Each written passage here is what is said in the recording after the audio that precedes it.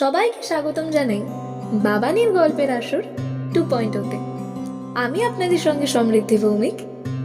ঠিক যেভাবে একটা শরতের পর আবার একটা শরৎ ফিরে আসে, একটা ঢেউয়ের পর আবার একটা ঢেউ ফিরে আসে, ঠিক সেভাবেই আমরা আবার ফিরে আসলাম বাবানির গল্পের আসর 2.0-কে।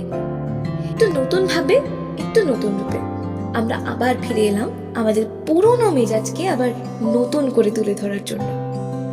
সাহিত্যকে বইয়ের পাতা থেকে আপনাদের কান পর্যন্ত আমাদের কণ্ঠের মাধ্যমে পৌঁছানোই হলো আমাদের আসল উদ্দেশ্য। গ্রামের নির্জন রাত হোক বা শহরের ব্যস্ততার মধ্যে ভরা দিন, চারিদিকে গভীর অন্ধকার কিংবা মানুষের পাশে বসে থাকা কোলাহল, প্রত্যেক সময় আমরা আপনাদের সঙ্গে আছি, আপনাদের পকেটে। তাহলে আর দেরি কিসের? ফোন বের করুন আর কানে হেডফোন সেট করুন। শুনতে থাকুন আমাদের তৈরি করা ভয়, রহস্য, রোমাঞ্চ ও ভালোবাসায় ঘেরা একটা নতুন জগৎকে। উপভোগ করুন আমাদের সঙ্গে, শুধুমাত্র বাবানির গল্পের আসর 2.0-তে।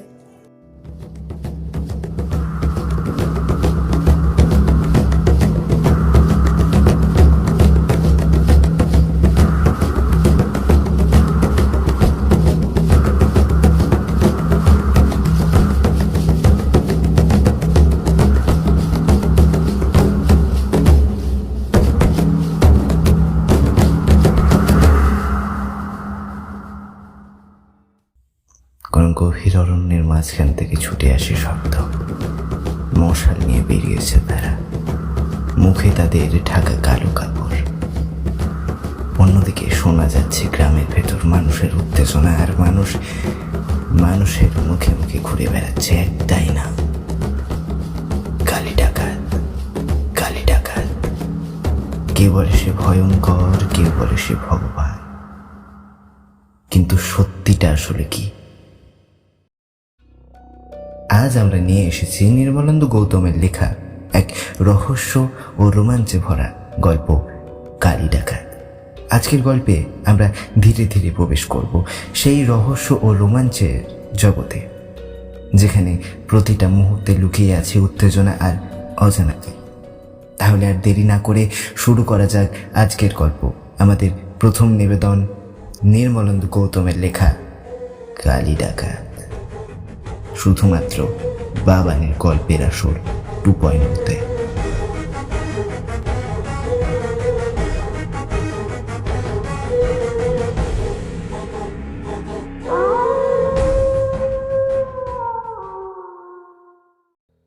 সে যে ডাকাত সর্দার, তার নাম কালী ডাকাত। তার মুখ কিন্তু আজ পর্যন্ত কেউ দেখতে পায়নি। না পাওয়ার কারণও আছে অনেক। কারণ সে যখন ডাকাতি করতে আসে তখন তার পুরো মুখ ঢাকা থাকে কালো কাপড়ে। শুধু আগুনের গোলার মতো দুটো চোখ দেখা যায়।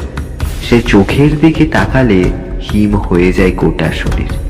মুখ দেখার কথাটা তখন কারোর ভাবনার মধ্যেই আসে না। গ্রামের শেষে বন, সেই বনের মধ্যে দিয়ে পায়ে চলার পথ অনেকটা দূরে চলে গেছে। যেখানে গিয়ে শেষ হয়ে যায় পথটা, সেখানেই মস্ত একটা কালী মন্দির। সবাই জানে সেই কালী মন্দিরে আমাবস্যার রাতে কালী ডাকাত আসে তার দলবল নিয়ে, পুজো দেয় মন্দিরে। গভীর রাত পর্যন্ত ডাকাতদের আনাগোনা চলে সেখানে। তাদের হই হুল্লা অনেক সময় শুনতে পাওয়া যায় গ্রাম থেকেও। না, আমাবস্যার রাতে গ্রামে কেউ সেদিন মন্দিরে যাওয়ার কথাও ভাবনায় আনে না। কার সাহস আছে যাওয়ার? সবাই জানে সে মন্দির শুধু ডাকাত সর্দার কালী ডাকাতের।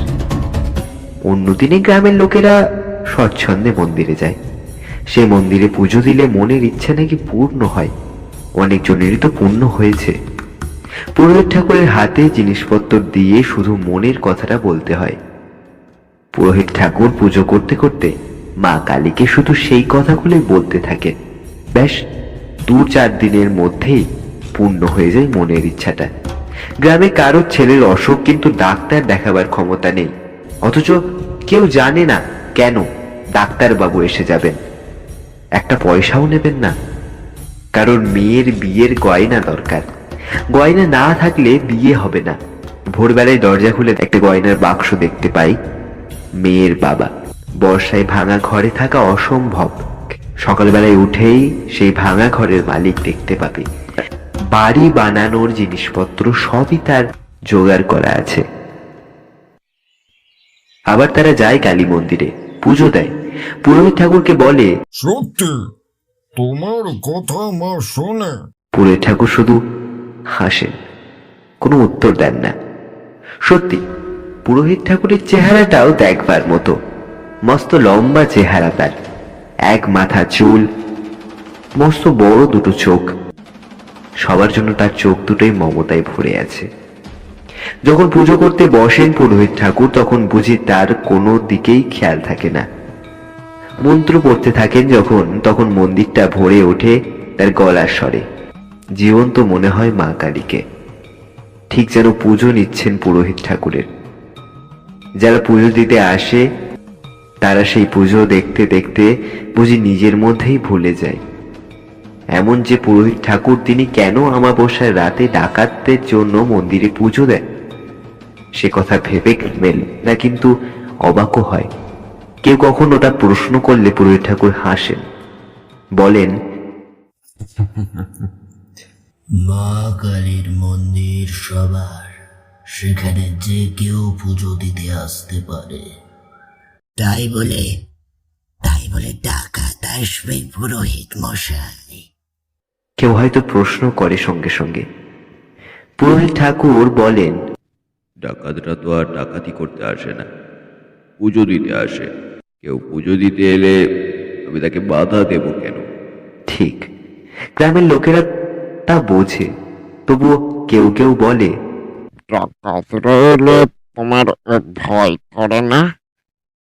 ভয় কেন করবে রে? তারা তো আর ডাকাতি করতে আসে না, আসে পুজো দিতে। না, আর কিছুই বলার থাকে না গ্রামের লোকেদের। তারপর এই জন্য আমাবস্যা ছিল। গ্রামের লোকেরা সেদিন শুনতে পেল কালী মন্দির থেকে ভেসে আসছে দারুণ শোরগোলের শব্দ। ঢাক আর ঘন্টার শব্দ ভেসে আসছে সেই সঙ্গেই। এইরকম শব্দ শোনা গেলে বোঝা যায় কোথাও না কোথাও ডাকাতি করতে যাবে ডাকাতরা। গ্রামের লোকেরা তাই ঠিক বুঝতে পারল কোথাও আজ ডাকাতি হবেই, কিন্তু কোথায় ডাকাতি হবে না সেটা বোঝা সম্ভব নয়। তবে এটা যে কালী ডাকাতের দল সেটাই বুঝতে কারোর অসুবিধা হয় না, কারণ মন্দির থেকে এরকম দারুণ শব্দ ভেসে আসে যেদিন, সেদিনই কালী ডাকাতের দল আসে। আর যেদিন কালী ডাকাতের দল আসে সেদিনই কোথাও না কোথাও গভীর রাতে ডাকাতি হয়।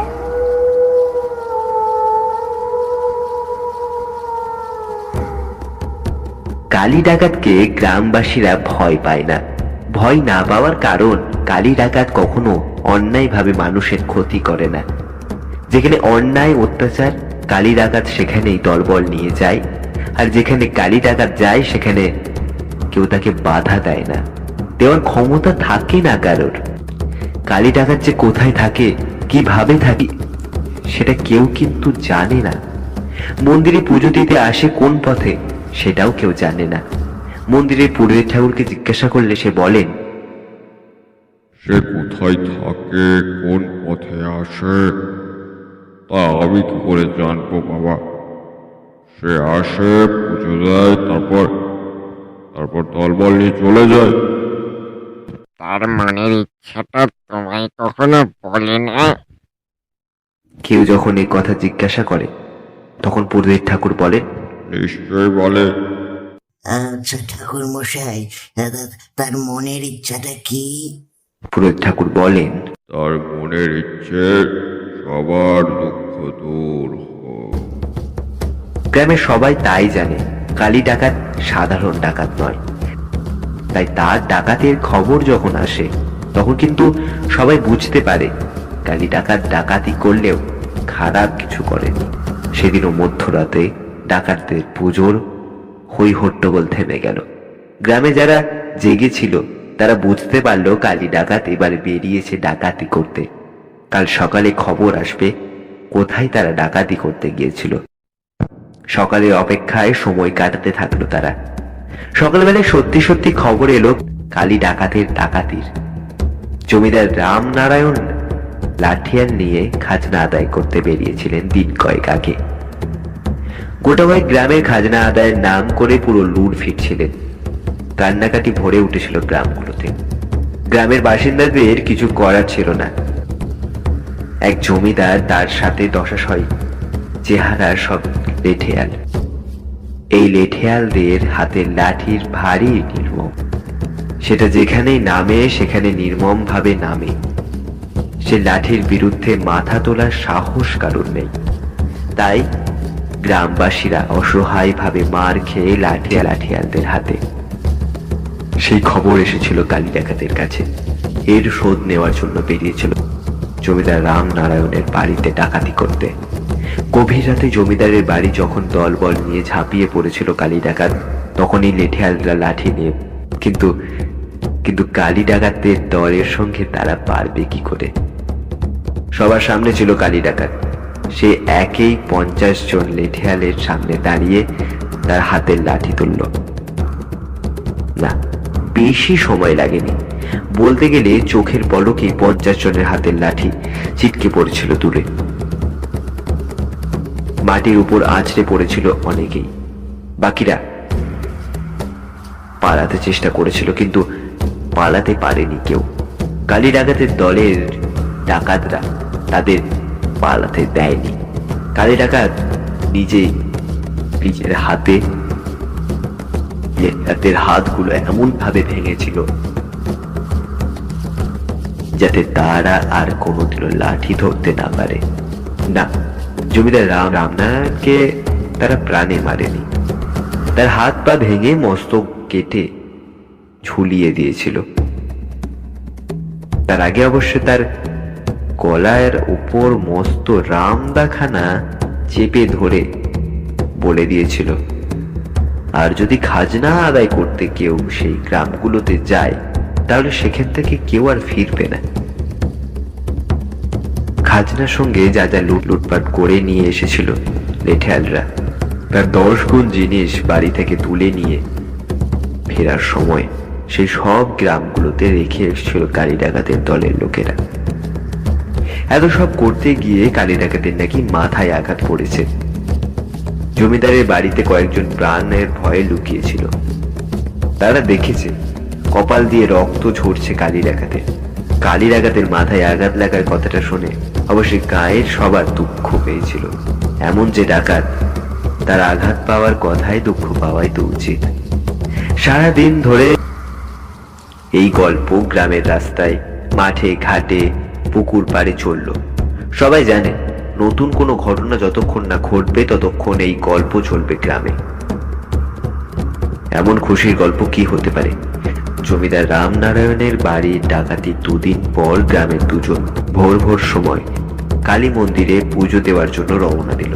জঙ্গল পথ পেরিয়ে যখন তারা এসে পৌঁছালো কালী মন্দিরে, সকালের রোদ ভরে উঠেছে চারিদিক। ধূপ ধুনোর গন্ধে ভরে উঠেছে মন্দিরের প্রাঙ্গণ। তারা এসে দাঁড়ালো মা কালীর সামনে। গড় হয়ে প্রণাম করলো। তারপর তারা উঠেই ঘুরে দাঁড়ালো। পুরোহিত ঠাকুর দাঁড়িয়ে, মাথায় তার মস্ত বড় একটা ফেট্টি, একটা জায়গায় রক্ত ভেজা। চমকে উঠল দুজন। মাথা ফাটলো কি করে পুরোহিত ঠাকুরের? কথাটা জিজ্ঞাসা করলো পুরোহিত ঠাকুরকে। হাসলেন পুরোহিত ঠাকুর, বললেন, জেনে কি করবি? দুজন দুজনের দিকে তাকালো। পুরোহিত ঠাকুর জিজ্ঞাসা করলেন এবার, কি ভাবছিস? ফের দুজন তাকালো পুরোহিত ঠাকুরের দিকে। কালী ডাকাত মাথায় ফেটটি বেঁধে মুখ ঢেকে ডাকাতি করতে আসে। শুধু 2টো চোখ ছাড়া তার মুখ কেউ দেখেনি। কালী ডাকাতের মাথা ফেটেছে জমিদার রামনারায়ণের বাড়িতে ডাকাতি করতে গিয়ে। পুরোহিত ঠাকুরেরও মাথা ফেটেছে। একই ঘটনা একসঙ্গে দুজনের ঘটেছে। পুরোহিত ঠাকুরের কাছে মা কালীকে বলার জন্য মনের ইচ্ছা বললেই পূর্ণ হয়। কালী ডাকাতের চেহারা যে বর্ণনা শুনেছে সেই সবই পুরোহিত ঠাকুরের চেহারার সঙ্গে বেশ মিল পাওয়া যায়। সেই মস্ত লম্বা চেহারা, সেই গলার স্বর। পুরোহিত ঠাকুর এবার হাসলেন দুজনের দিকে তাকিয়ে, তারপর বললেন, জানি আমায় তোরা কালী ডাকাত বলে ভাবছিস তো?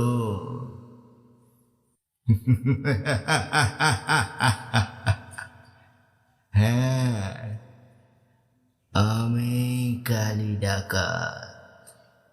দুজনেই কিছু বলতে পারল না। ভয়ে উত্তেজনায় দুপা পিছিয়ে গেল তারা। পুরোহিত ঠাকুর বললেন, আরে কোথায় যাচ্ছে? শোন শোন, তোদের মনের ইচ্ছে আমায় বলে দিয়ে যা, আমি তোদের নামে মা কালীর কাছে পুজো দিয়ে দেব। তোরা বলে দিয়ে যা। কোনো রকমে মনের ইচ্ছাটা বলে দুজনে যে ঘুরে ছুট দিল গ্রামের দিকে। একবারের জন্য তারা পিছনে ফিরল না। দিন কয়েক পর অনেক ভেবে সাহস করে যখন গ্রামের কয়েকজন সবাই সেই বনের ভিতর রাস্তা বেরিয়ে কালী মন্দিরের সামনে এসে পৌঁছালো, তখন অবাক হলো সবাই। মন্দিরের দরজা খোলা, মা কালীর মূর্তি সেখানে নেই। চারিদিক নির্জন, থমথম করছে। কারো আর বুঝতে অসুবিধা হলো না, কালী ডাকাত মন্দির ছেড়ে চলে গেছে। সত্যি, সবাই যখন জেনে গেছে সেই কালী ডাকাত, তখন কি আর তার থাকা চলে মন্দিরে? কিন্তু কালী ডাকাত তো তাদের কাছে পুরোহিত ঠাকুর। সে সবার ইচ্ছে পূরণ করে মা কালীর নামে। কে জানে আর কখনো সে ফিরে আসবে কিনা। নির্জন মন্দিরে গ্রামের লোকেরা নিস্তব্ধ দাঁড়িয়ে রইল।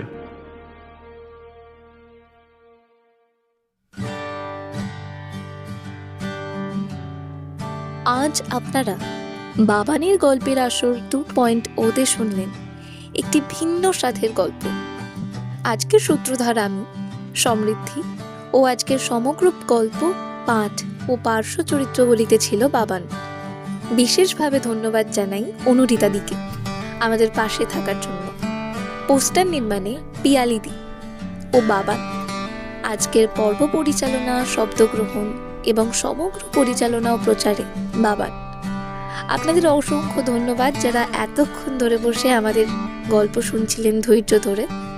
এবং ধন্যবাদ টিম বাবানের গল্পের আসর 2.0 আমরা আবার তাড়াতাড়ি ফিরে আসবো নতুন কিছু নিয়ে। ততদিন শুনুন এবং শুনতে থাকুন বাবানের গল্পের আসর 2.0।